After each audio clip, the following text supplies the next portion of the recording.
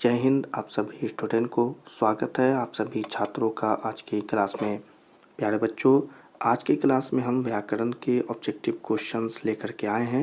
ये क्वेश्चंस बहुत ही महत्वपूर्ण है, तो चलिए जल्दी से हम आप सभी बच्चों को ये क्वेश्चन याद करा देते हैं और आप सभी बच्चे भी ये क्वेश्चन को ज़रूर याद कर लेंगे। ठीक है, काफ़ी महत्वपूर्ण है आपके मैट्रिक परीक्षा 2025 के लिए। ठीक है, तो चलिए जल्दी से क्लास में जुड़ जाइए और क्लास को शुरू करते हैं पहले प्रश्न के साथ।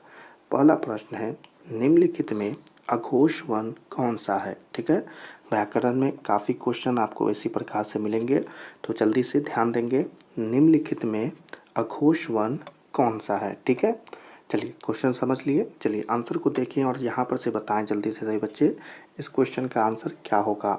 अघोष वर्ण कौन होगा, तो देख लें यहाँ पर इसका आंसर चौ जो है इसका आंसर हो जाएगा। ठीक है बच्चों, क्या हो जाएगा, चौ जो है इसका आंसर हो जाएगा अघोष वर्ण का। ठीक है, एकदम सही आंसर होगा। चलिए अगले क्वेश्चन को देखते हैं। अगला प्रश्न है, श का उच्चारण स्थान क्या है। ठीक है, जल्दी से बताएंगे प्यारे बच्चों, श का उच्चारण स्थान क्या है। ठीक है, तो चलिए इस क्वेश्चन के भी आंसर को देख लेते हैं। श का उच्चारण स्थान क्या होता है, तो इसका आंसर हो जाएगा तालु होता है। ठीक है बच्चों, क्या हो जाएगा, तालु हो जाएगा इसका आंसर, कि श का उच्चारण स्थान क्या है, तो तालु है। ठीक है, याद रखेंगे। चलिए अगले क्वेश्चन को देख लेते हैं। अगला प्रश्न देखें, ई का उच्चारण स्थान है। ठीक है, महत्वपूर्ण क्वेश्चन है, जल्दी से बताएं। हमने आपको कहा इस प्रकार के क्वेश्चन आपको काफ़ी मिलेंगे, इसी के लिए ध्यान दीजिएगा। ई का उच्चारण स्थान क्या है। ठीक है, चलिए जल्दी से बताएं, इसे देख के क्या होगा इसका आंसर। ई का उच्चारण स्थान क्या होगा, तो ई का उच्चारण स्थान हो जाएगा तालु। ठीक है बच्चों, याद रखेंगे क्या हो जाएगा, ई का उच्चारण स्थान क्या होगा, तालु होगा। सही बच्चे याद रखेंगे। अगले क्वेश्चन की तरफ बढ़ जाते हैं। अगला प्रश्न देखें, लौ का उच्चारण स्थान बताएं। ठीक है, लौ का उच्चारण स्थान बताएं, जल्दी से बताएंगे सही बच्चे। देखें इसमें से बताएं लौ का उच्चारण स्थान क्या होगा, तो उसका उच्चारण स्थान हो जाएगा लौ का दंत। ठीक है बच्चों, याद रखेंगे क्या हो जाएगा, लौ का उच्चारण स्थान क्या हो जाएगा, दंत हो जाएगा। अगले क्वेश्चन की तरफ बढ़ जाएं। चलें अगले क्वेश्चन को देख लें। अगला प्रश्न है, व्यंजनों के अंत में हलंत लगने पर उसका मान क्या होता है। ठीक है, हलंत जो इस प्रकार से हलंत लगाते हैं उसी को कहते हैं। जल्दी से बताएंगे, व्यंजनों के अंत में हलंत लगने पर उसका मान क्या होता है। ठीक है, तो चलिए जल्दी से आंसर्स देखें और इसमें से बताएं क्या होगा सही आंसर। तो हलंत लगने पर क्या होता है, आधा हो जाता है।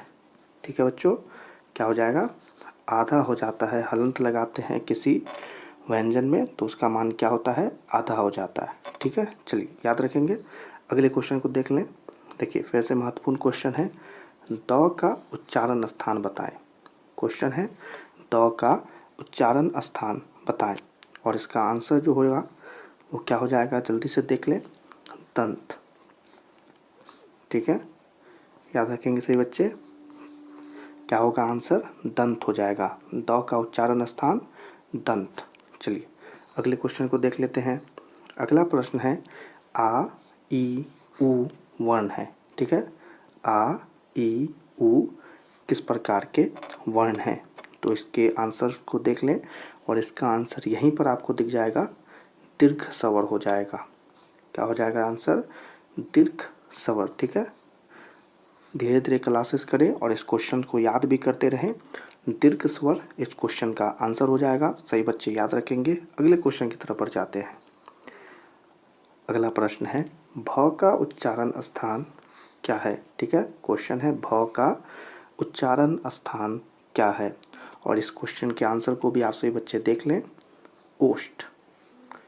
ठीक है बच्चों, क्या हो जाएगा, ओष्ठ हो जाएगा इस क्वेश्चन का आंसर। एकदम सही आंसर हो जाएगा ओष्ठ। ठीक है, भ का उच्चारण स्थान क्या है, ओष्ठ है। चलिए अगले क्वेश्चन की तरफ बढ़ जाएं। अगला प्रश्न है, ड़ का उच्चारण स्थान क्या है। देखिए काफ़ी महत्वपूर्ण क्वेश्चन है इस प्रकार का। ठीक है, आपको व्याकरण में देखने को मिलेगा, इसी के लिए याद करते रहें। ड़ का उच्चारण स्थान क्या है और इस क्वेश्चन का आंसर जो है वो भी आपके सामने है, कंठ हो जाएगा इसका आंसर। ठीक है, र का उच्चारण स्थान क्या होगा, कंठ हो जाएगा। ठीक है बच्चों, याद रखेंगे, कंठ एकदम सही आंसर हो जाएगा। चलिए अगले क्वेश्चन की तरफ बढ़ जाएं। अगले प्रश्न को देखेंगे, नौ का उच्चारण स्थान क्या है। ठीक है, नौ का उच्चारण स्थान क्या होगा। ठीक है, तो चलिए इसके क्वेश्चन को थोड़ा ऊपर करके देख लें। हाँ, इसका क्वेश्चन का आंसर होगा मुद्रा। ठीक है बच्चों, क्या हो जाएगा, मुद्रा होगा एकदम सही आंसर। ठीक है, नौ का उच्चारण स्थान होगा मुद्रा। चलिए अगले क्वेश्चन को देख लेते हैं। अगला प्रश्न है, व्यंजन में कितने प्रकार होते हैं। क्वेश्चन है, व्यंजन के कितने प्रकार होते हैं। तो व्यंजन के 3 प्रकार होते हैं। ठीक है, व्यंजन के 3 प्रकार होते हैं। सही बच्चे भी याद रखेंगे, व्यंजन के कितने प्रकार होते हैं, व्यंजन के 3 प्रकार होते हैं। चलिए अगले क्वेश्चन को देख लेते हैं। अगला प्रश्न है, गौ का उच्चारण स्थान क्या है। क्वेश्चन है, गौ का उच्चारण स्थान क्या है। ठीक है, तो गौ का उच्चारण स्थान जो है कंठ हो जाएगा। ठीक है बच्चों, गौ का उच्चारण स्थान क्या होगा, कंठ हो जाएगा। ठीक है, सही बच्चे याद रखेंगे, कंठ एकदम सही आंसर होगा। चलिए अगले क्वेश्चन को देख लेते हैं। हाँ, अगला प्रश्न है, त का उच्चारण स्थान क्या होगा। ठीक है, त का उच्चारण स्थान क्या होगा, और इस क्वेश्चन का आंसर बताएं जल्दी से सही बच्चे, क्या होगा।